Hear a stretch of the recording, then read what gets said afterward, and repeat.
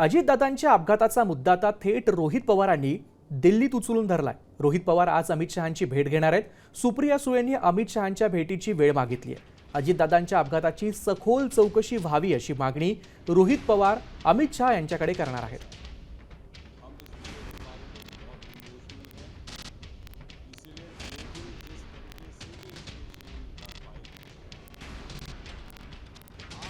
दिल्ली आने का कारण कल दोपहर शाम को सुप्रिया ताई जो हमारी आंट है, वो एमपी है, हमारे पक्ष के नेता है, उन्होंने अमित जी शाह साहब का टाइम मेरे बिहाफ वहाँ पे मांगा है।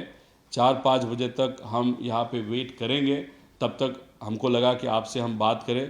उसी के साथ अमित शाह भाई के साथ अगर चर्चा हुई तो हम रिक्वेस्ट करेंगे उनको कि इन्वेस्टिगेशन ये प्रॉपर होना।